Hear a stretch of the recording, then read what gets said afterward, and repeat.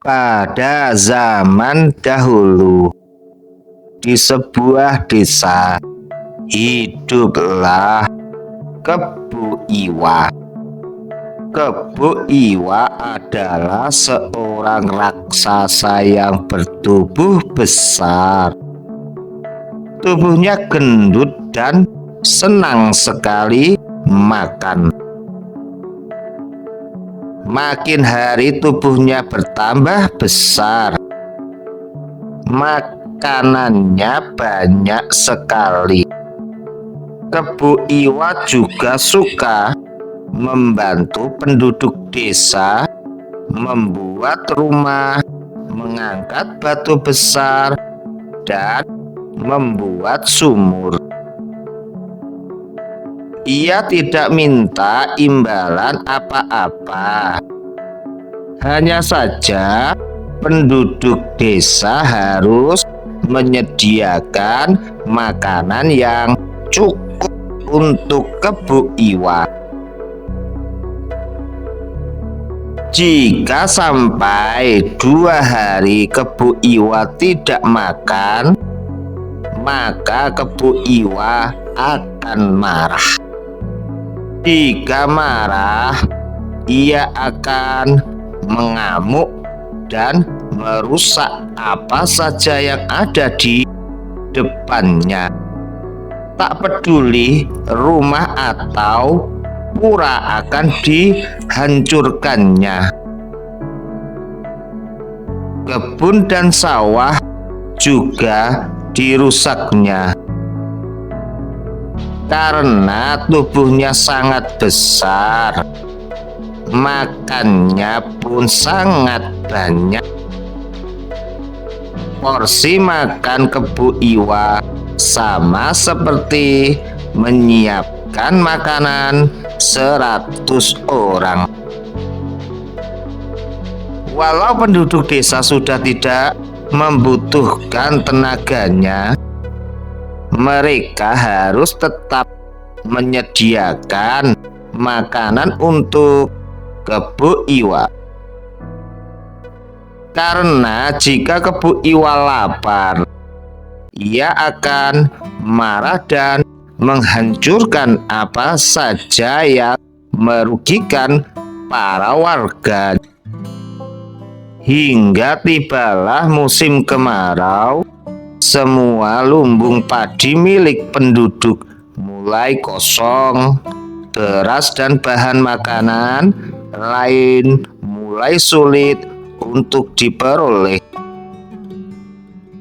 Setelah sekian lama hujan tidak kunjung datang, penduduk mulai khawatir keadaan Kebu Iwa. Sebab jika ia lapar pasti akan mengamuk. Benar saja, kekhawatiran penduduk. Suatu hari Kebu Iwa merasa lapar, tapi makanan belum siap karena persediaan penduduk desa sudah habis.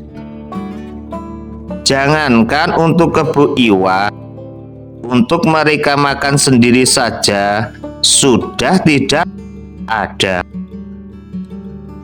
Kebu Iwa pun marah dan mengamuk. Ia menghancurkan rumah-rumah milik penduduk. Pura sebagai tempat ibadah juga tidak luput dari amukan Kebu Iwa. Penduduk melarikan diri ke desa tetangga. Tapi Kebu Iwa terus mengejar sambil berteriak-teriak, "Mana makananku? Mana makanan untukku? Atau kalian lebih suka aku hancurkan?" kata Kebu Iwa. Kebu Iwa semakin ganas.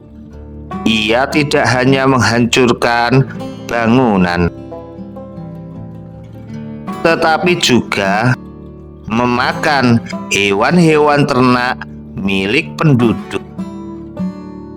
Para penduduk pun juga menjadi korban keganasan Kebu Iwa.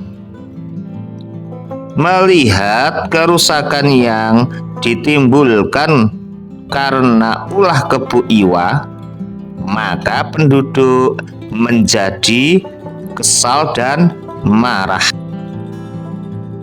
Mereka mengatur sebuah rencana siasat untuk membunuh Kebu Iwa. Mereka mengajak berdamai Kebu Iwa dengan segala macam cara. Akhirnya mereka bisa mengumpulkan makanan yang banyak lalu mendekati Kebu Iwa. Pada saat itu Kebu Iwa baru saja menyantap seekor kerbau. Kebu Iwa merasa kekenyangan dan berbaring di atas rumput. "Hai Kebu Iwa," sapa kepala desa. "Ada apa? Mau apa kalian?" tanya Kebu Iwa dengan penuh curiga. "Sebenarnya kami masih membutuhkan tenagamu. Rumah-rumah dan pura banyak yang hancur karena engkau hancurkan. Bagaimana kalau kau membantu kami membangunnya kembali? Kami akan menyediakan makanan yang banyak untukmu, sehingga kau tak kelaparan lagi," tutur kepala desa. "Makanan? Kalian akan menyediakan makanan yang enak untukku?" Mata Kebu Iwa berbinar-binar mendengarkan kata makanan. "Aku setuju. Aku akan buatkan untuk kalian." Dengan nada penuh senang, Kebu Iwa berucap. Tidak curiga sedikit pun. Keesokan harinya, Kebu Iwa mulai bekerja dengan waktu yang terhitung singkat. Beberapa rumah selesai dikerjakan oleh Kebu Iwa. Sementara itu, para warga sibuk mengumpulkan batu kapur dalam jumlah yang sangat besar. Kebu Iwa merasa bingung mengapa para warga sangat banyak mengumpulkan batu kapur. Padahal kebutuhan batu kapur untuk rumah dan pura sudah cukup. Kata Kebu Iwa, "Mengapa kalian mengumpulkan batu kapur begitu banyak?" tanya Kebu Iwa kepada warga. "Ketahuilah Kebu Iwa, setelah kamu selesai membuat rumah dan pura milik kami akan membuatkanmu rumah yang besar dan sangat indah," kata kepala desa. Kebu Iwa sangat senang mendengarnya. Tidak ada kecurigaan sedikit pun darinya. Ia semakin semangat membantu warga. Hanya dalam beberapa hari, rumah-rumah dan pura milik penduduk selesai dikerjakan oleh Kebu Iwa. Pekerjaannya hanya tinggal menggali sumur besar. Pekerjaan ini memakan waktu cukup lama dan memerlukan lebih banyak tenaga. Kebu Iwa menggunakan kedua tangannya yang besar dan kuat untuk menggali tanah sampai dalam. Semakin hari lubang yang dibuatnya semakin dalam. Tubuh Kebo Iwa pun semakin turun ke bawah. Tumpukan tanah bekas galian yang berada di mulut lubang pun semakin menggunung. Karena kelelahan, Kebo Iwa berhenti untuk beristirahat dan makan. Ia makan sangat banyak. Karena kelelahan setelah makan, ia mengantuk. Ia pun tertidur dengan mengeluarkan suara dengkuran yang sangat keras. Suara dengkuran Kebo Iwa terdengar oleh para penduduk yang sedang berada di atas sumur. Akhirnya para penduduk segera berkumpul di tempat lubang sumur tersebut.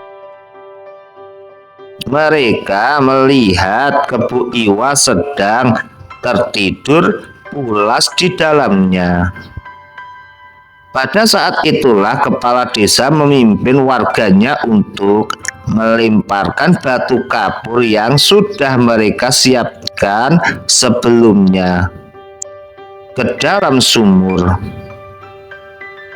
Karena tertidur lelap, Kebo Iwa belum menyadari dirinya kini dalam bahaya. Ketika air di dalam sumur yang bercampur kapur sudah mulai meluap dan menyumbat hidung Kebo Iwa, barulah Kebo Iwa raksasa itu tersadar. Namun lemparan batu kapur dari para warga semakin banyak. Kebo Iwa tidak dapat berbuat apa-apa meskipun memiliki badan yang sangat besar dan tenaga yang sangat kuat. Ia tidak mampu melarikan diri dari tumpukan kapur dan air sumur yang kemudian menguburnya hidup-hidup. Kebo Iwa menggelempar-gelempar selama beberapa saat. Gerakannya menimbulkan gempa sesaat, tapi kemudian reda dan diam. Kiranya Kebo Iwa telah tewas terkubur di dalam sumur. Sementara itu air sumur semakin lama semakin meluap. Air sumur itu membanjiri desa dan membentuk danau. Danau itu kini dikenal dengan nama Danau Batur. Sedangkan timbunan tanah yang cukup tinggi membentuk bukit menjadi sebuah gunung dan disebut Gunung Batur.